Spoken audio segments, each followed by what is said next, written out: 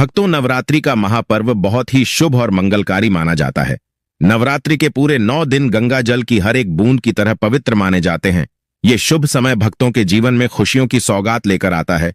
भक्तों, आपको बता दें, मैं इस साल मां दुर्गा हाथी पर सवार होकर आएंगी। हाथी की सवारी को शुभ माना गया है। हालांकि इसे आंशिक महामारी का कारण भी माना गया है। शास्त्रों में वर्णित है तथा मान्यताओं के अनुसार अगर शारदीय नवरात्रि पर यदि माता दुर्गा का आगमन उनके वाहन सिंह पर नहीं बल्कि हाथी पर होगा तो मान्यता है कि माता दुर्गा का हाथी पर सवार होकर आना बहुत ही शुभ और कल्याणकारी माना जाता है। जीवन सुखमय हो जाता है। भक्ति का भरपूर लाभ भक्तजनों को मिलता है। भक्तों, इस बार नवरात्रि पूरे 10 दिनों तक मनाई जाएगी। न एक भी दिन कम न ज्यादा, पूरे 10 दिनों तक मनाई जाएगी। मां शेरावाली की विशेष रूप से पूजा आराधना की जाएगी।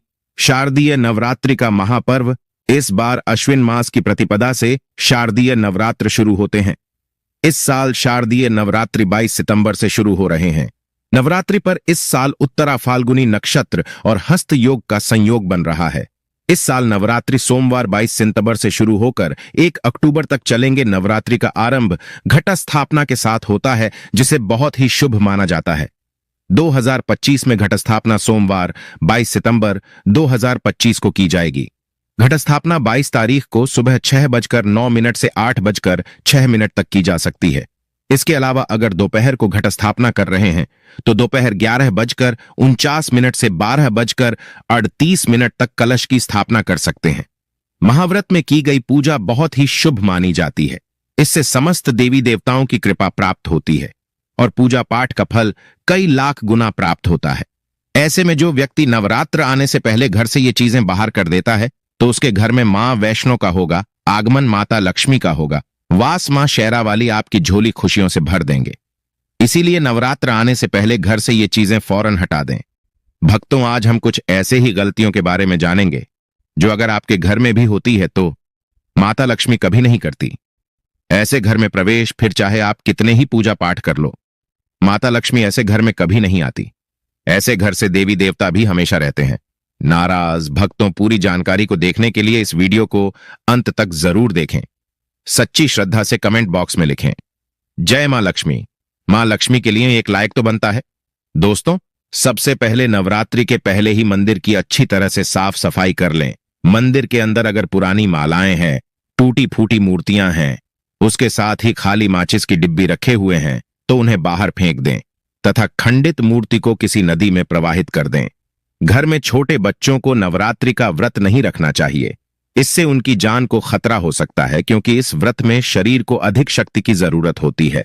माता शेरावाली की तस्वीर अगर कांच के फ्रेम की है और वह हल्की सी भी अगर टूटी हुई हो तो ऐसी कांच को बदलवा लें या ऐसी तस्वीर को जल में विसर्जित कर दें। टूटी मूर्ति की पूजा करने से, टूटी तस्वीर की पूजा करने से आपकी श्रद्धा, भक्ति, व्रत आदि सब टूट जाता है। आपका व्रत खंडित हो जाता है। दोस्तों, नवरात्रि के 9 दिन बहुत ही पवित्र होते हैं। नवरात्रि के 9 दिनों घर को साफ सुथरा और पवित्र रखना अति आवश्यक है। इसीलिए नवरात्रि के 9 दिनों में ब्रह्मचर्य का पालन किया जाता है और तामसिक भोजन ग्रहण नहीं किया जाता। नवरात्रि के 9 दिनों में माता रानी के भक्तों को प्याज, लहसुन, मांस, मदिरा और अंडे से दूर रहना चाहिए। अधिकतर भक्त नियम का पालन भी करते हैं, लेकिन वह एक गलती कर बैठते हैं। वो नवरात्रि के 9 दिनों में अपने घर इन अपवित्र चीजों को रख लेते हैं। ऐसा भूल कर भी नहीं करना चाहिए। भागवत पुराण के अनुसार नवरात्रि के 9 दिनों तक माता रानी अपने भक्तों के घर में वास करती है। अगर आप भी चाहते हैं कि माता रानी आपके घर में वास करें तो आप अपने घर के वातावरण को पवित्र रखें और नवरात्रि शुरू होने से पहले ही अपने घर से प्याज, लहसुन, मीट, अंडा और मदिरा को बाहर निकाल दें। अपने घर को साफ रखें। इन वस्तुओं को घर से बाहर निकालने के बाद अपने घर में गंगा जल का छिड़काव अवश्य करें। भगवत गीता में भगवान कृष्ण कहते हैं, बगैर गंगा जल छिड़काव कोई भी मंगल कार्य सफल नहीं माना जाता। गंगा जल का छिड़काव स्वयं भगवत गीता में श्री कृष्ण ने बताया था। अगर आपके घर में गंगा जल न हो तो मार्केट से गौमूत्र ला सकते हैं और गौमूत्र लाकर आप गौमूत्र का अपने घर में छिड़काव करें। बस थोड़ा सा पानी में डाल लें। इससे आपके घर का वातावरण पवित्र हो जाएगा। घर में मौजूद नकारात्मक ऊर्जा भी नष्ट हो जाएगी और जिस घर में वातावरण पवित्र होता है और नकारात्मक ऊर्जा नहीं होती, वहां माता रानी का वास सदैव होता है। नवरात्रि के पहले आप अपने पूरे घर की अच्छी तरह से साफ सफाई कर लें। घर में जो भी फालतू सामान है, फटे पुराने कपड़े, उन्हें बाहर निकाल दें। घर में बेकार पड़ा सामान नकारात्मक ऊर्जा लाता है, इसीलिए गंदगी बिल्कुल भी न करें। धूप दीप जलाकर वातावरण को स्वच्छ रखें। दोस्त माता के आगमन के लिए घर का दरवाजा जरूर सजाना चाहिए। इससे माता आकर्षित होती है और घर के द्वार में प्रवेश करती है। मां के आगमन के लिए द्वार को फूलों से सजाना। दोस्तों, कई लोग ऐसे हैं जो माता रानी की चौकी कागज बिछाकर बनाते हैं, जो कि बिल्कुल गलत माना गया है। माता की चौकी के लिए आप नीचे लाल कपड़ा बिछाएं। काला कपड़ा और सफेद कपड़ा भूलकर भी नहीं बिछाना चाहिए। ध्यान रखें, कपड़ा फटा भी नहीं होना चाहिए। भक्तों, अगर आपके घर में देवी देवताओं की खंडित मूर्ति दिया या फटा हुआ चित्र अगर हो, तो उसे किसी पवित्र नदी में विसर्जित कर दें, क्योंकि ऐसी मूर्तियां और चित्र दुर्भाग्य लाती हैं। देवी देवताओं की खंडित मूर्ति की पूजा न करें और ना ही उन्हें घर में रखें, क्योंकि उन्हें घर में रखना बुरा माना जाता है। भक्तों, वहीं अधिकतर लोग अपनी छत पर या घर के मुख्य दरवाजे के आसपास कबाड़ इकट्ठा कर देते हैं।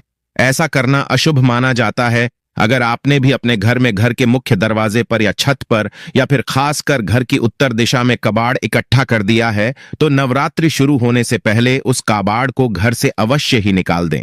भक्तों, यदि आपके घर कोई भी बंद घड़ी है, तो नवरात्रि शुरू होने से पहले उसे अपने घर से हटा दें और नई घड़ी ले आए या उसकी मरम्मत करवा लें। घड़ी को प्रगति का प्रतीक माना जाता है। बंद घड़ी समय से पीछे चलने वाली हमारी प्रगति में बाधा डालती है। इसीलिए नवरात्रि शुरू होने से पहले ही आप बंद घड़ी को घर से बाहर निकाल दें। दोस्तों, अगर आपके घर के मंदिर में किसी भी तरह का कोई फालतू सामान रखा है, जैसे कि सड़े गले फूल, अगरबत्ती, धूप बत्ती के डिब्बे या माचिस आदि के डिब्बे, या कोई भी खाली पैकेट मंदिर में न रखें, या फिर कोई फटी पुरानी धार्मिक पुस्तक या भगवान के कोई भी पुराने कपड़े जो खज गए हैं या मुकुटमाला जो खराब हो गई है, तो उन्हें आप जितना जल्दी हो सके अपने मंदिर से हटा दी। नवरात्रि से पहले आप अपने मंदिर की और मंदिर के आसपास की साफ सफाई अवश्य ही करें। तभी माता रानी की चौकी स्थापित करें। इसके साथ ही आप अपने धन रखने के स्थान की सफाई भी अवश्य करें, क्योंकि नवरात्रि के दौरान मां लक्ष्मी भी गृह प्रवेश करती है। धन रखने के स्थान पर किसी भी तरह का कोई भी फालतू सामान, टूटा हुआ सामान न रखें। धन रखने के स्थान को मंदिर की तरह ही साफ रखें। नवरात्रि के दौरान माता रानी की पूजा में कौड़ियों को शामिल करें। माता रानी के साथ साथ रोजाना कौड़ी का भी पूजन करें। इसके बाद कौड़ी को धन रखने के स्थान पर रख दें। ऐसा करने से बरकत हमेशा होती है। अगर आपके पास पुराने जूते चप्पल इकट्ठे हो गए हैं, तो नवरात्रि से पहले उन्हें घर से बाहर निकाल दें। पुराने जूते चप्पल की अशुभता के कारण ही घर में नकारात्मक ऊर्जा आती है और घर में अशांति और तरह का माहौल रहता है। नवरात्रि आने से पहले घर से निकालना न भूलें। अगर जिस घर में ज्यादा होता है, उस घर में माता रानी का भी वास नहीं करती। साथ ही साथ टूटे फूटे बर्तन अगर घर में पड़े हैं या टूटा हुआ आईना भी अगर घर में हो, तो उसे भी निकाल दे। घर में टूटे फूटे ईंट पत्थर भी नहीं रखना चाहिए। इसे माता लक्ष्मी नाराज हो जाती है। अब हम जानते हैं नवरात्रों के दौरान क्या नहीं खाना चाहिए और क्यों नहीं पीना चाहिए, और कौन सा फल खाने से व्रत संपूर्ण और सफल हो जाता है। भक्तों, हमारे चैनल प्राचीन ज्ञान को सब्सक्राइब जरूर करें और इस बेल आइकन को दबाना ना भूलें। तो आइए शुरू करते ही दोस्तों, नवरात्रि के दिन से जरूर खाना चाहिए। शास्त्रों में बताया जाता है कि भगवान के भोग में सेब आदि जरूर अर्पित किया जाता है। अगर आपका व्रत है, तो आपको केला, पपीता, तरबूज और मीठे अंगूर जरूर खाना चाहिए। इन फलों से व्रतधारी को शक्ति मिलती है और व्रत संपूर्ण हो जाता है। शास्त्रों में बताया जाता है कि नवरात्रों के दिनों में सीताफल जरूर खाना चाहिए। सीताफल खाने से 10 ऐसी बीमारियां हैं जो खत्म हो जाती है। माना जाता है कि नवरात्रों के दिनों में सीताफल का घर में प्रवेश होना बड़ा ही शुभ माना गया है। सीताफल खाने से नवरात्रि का व्रत सफल हो जाता है, क्योंकि इसमें माता सीता का आशीर्वाद मिला हुआ होता है। नवरात्रि के दौरान सीताफल खाता उसे दुखों का सामना नहीं करना पड़ता। सीताफल आपको जरूर खाना चाहिए। भक्तों, नवरात्रि के 9 दिन शक्ति मां दुर्गा को समर्पित होते हैं। नवरात्रि के 9 दिन माता रानी के 9 अलग अलग स्वरूपों का पूजन किया जाता है। नवरात्रि के 9 दिनों में माता रानी को अलग अलग स्वरूप के हिसाब से अलग अलग भोग अर्पित किए जाते हैं। लेकिन क्या आप जानते हैं, कुछ ऐसी वस्तु हैं जिन्हें नवरात्रि के दौरान भूलकर भी माता रानी को अर्पित नहीं करना चाहिए। अगर इन वस्तुओं को आप गलती से भी माता रानी को अर्पित कर देते हैं, तो आपको व्रत और पूजन का पूर्ण लाभ नहीं होगा। इसीलिए माता रानी की कृपा प्राप्त करने के लिए आपको यह जानना अति आवश्यक है कि वह कौन सी ऐसी वस्तु है जो माता रानी के पूजन में भूलकर भी इस्तेमाल नहीं करना चाहिए। तो आइए मां का जयकारा लगाते हुए वीडियो को शुरू करते हैं। भक्तों, नंबर 1, नवरात्रि के दौरान शादीशुदा महिलाओं को सफेद कपड़े पहनकर पूजा पाठ नहीं करना चाहिए। साथ ही साथ काले कपड़े भी नहीं पहनना चाहिए। इससे पूजा व्रत आदि खंडित हो जाती है। माता की चौकी जब आप लगाएं तो उसके नीचे कागज नहीं लगाना चाहिए। माता की चौकी हमेशा लाल कपड़ा बिछाकर ही बनाना चाहिए। हमेशा याद रहे, नवरात्रों के इन 9 दिनों तक व्रतधारी को अपना आसन चौकी के आगे ही लगाना चाहिए और मंदिर को नवरात्रों के दौरान अकेला नहीं छोड़ा जाता। बहुत ही अशुभ माना जाता है। इससे दुर्गा माता नाराज हो जाती है और हमेशा के लिए चली जाती है। भक्तों, नंबर 2, नारियल हिंदू धर्म में नारियल को समृद्धि, धन, श्रद्धा और सम्मान का सूचक माना जाता है। नारियल को श्रीफल भी कहा जाता है। नारियल को सुख समृद्धि में वृद्धि करने वाला माना जाता है। नारियल का हर मांगलिक कार्य में विशेष महत्व होता है। जैसे कि आप सभी जानते हैं कि माता रानी के कई मंदिरों में नारियल से बलि भी दी जाती है और माता रानी के पूजन में नारियल का इस्तेमाल हम सभी करते हैं। खासकर कलश की स्थापना नारियल रखकर ही की जाती है। माता रानी के पूजन में हम नारियल इस्तेमाल करते समय कुछ गलतियां कर बैठते हैं। भक्तों, नारियल कई प्रकार के होते हैं। एक हरा, दूसरा सूखा, जिसके अंदर पानी होता है। जिस नारियल के अंदर पानी होता है, माता रानी के पूजन में सदैव पानी वाला और जटा वाला नारियल ही इस्तेमाल करें। नारियल का पूर्ण होना चाहिए। नारियल चटका हुआ या टूटा हुआ नहीं होना चाहिए, क्योंकि साबुत नारियल ही पूर्ण और पवित्रता का प्रतीक होता है। साबुत नारियल ही सुख समृद्धि का प्रतीक होता है। साबुत नारियल को ही श्रीफल यानी कि मां लक्ष्मी का फल कहा जाता है। नवरात्रि में माता रानी के कलश की स्थापना करते समय जटा वाला यानी पानी वाला नारियल ही कलश पर स्थापित करना चाहिए। साथ ही यह ध्यान रखना चाहिए कि नारियल को सदैव कलश के ऊपर लेटाकर रखना चाहिए। घट स्थापना करते समय कभी भी नारियल को खड़ा करके नहीं रखा जाता। नारियल को सदैव लेटाकर कलश के ऊपर रखा जाता है। साथ ही नारियल को स्थापित करने से पहले आप नारियल को लाल कपड़े में लपेटकर उस पर लाल चुनरी ओढ़ाकर आप नारियल को कलश के ऊपर स्थापित करें। शास्त्रों के अनुसार कलश के ऊपर जब सही तरीके से नारियल रखा जाता है और सही प्रकार का नारियल रखा जाता है, तब यह व्रत और भोजन का पूर्ण फल प्राप्त होता है।